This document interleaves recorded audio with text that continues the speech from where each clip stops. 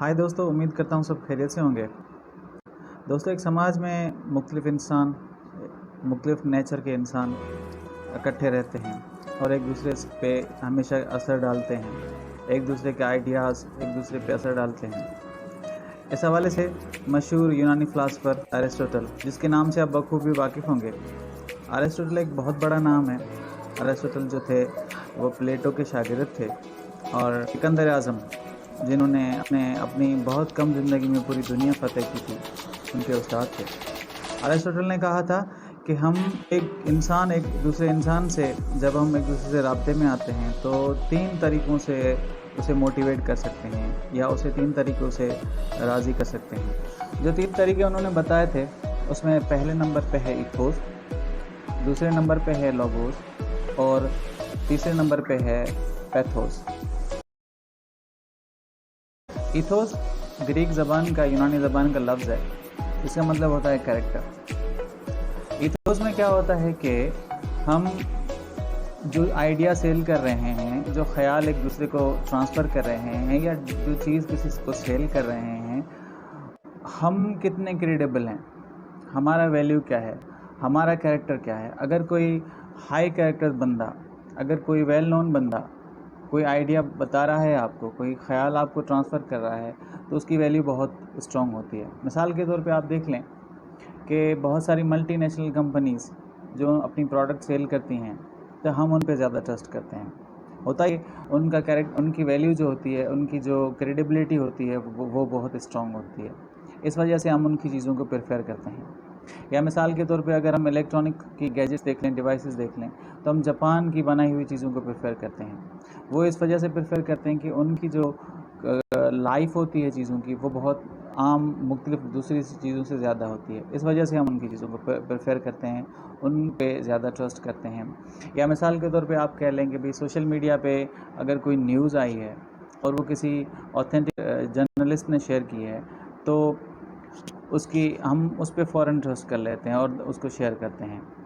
तो बिल्कुल ऐसे ही आप एक और एग्जांपल ले लें अब्दुल सत्तार ईदी का। अब्दुल सत्तार ईदी एक बहुत बड़ा नाम थे। अगर वो कहीं पे खड़े हो जाते थे, कोई बात करते थे, तो लोग फ़ौरन जो है उनकी बात पे यकीन कर लेते थे और उनको फॉलो करने लग जाते थे।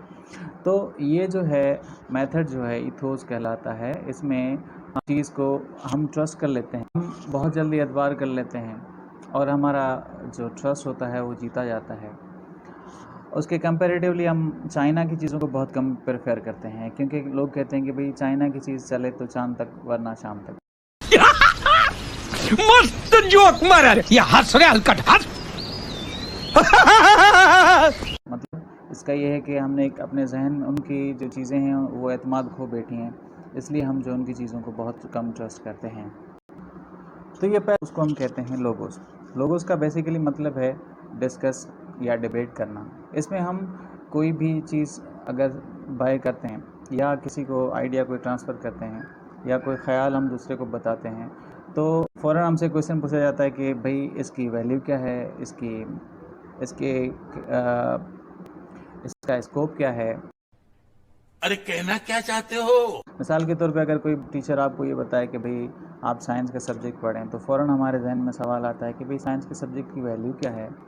हम उस पर डिबेट करना लग जाते हैं। यानी ये एक थिंकिंग की कैटेगरी है जिसमें हम किसी भी चीज़ के ऊपर सोचते हैं और उसके एडवांटेजेस और डिसएडवांटेजेस के हवाले से हम सोचते हैं, फिर उसको अपनी लाइफ में तीसरा जो मेथड बताया था अरिस्टोटल ने, उसको हम कहते हैं पैथोस।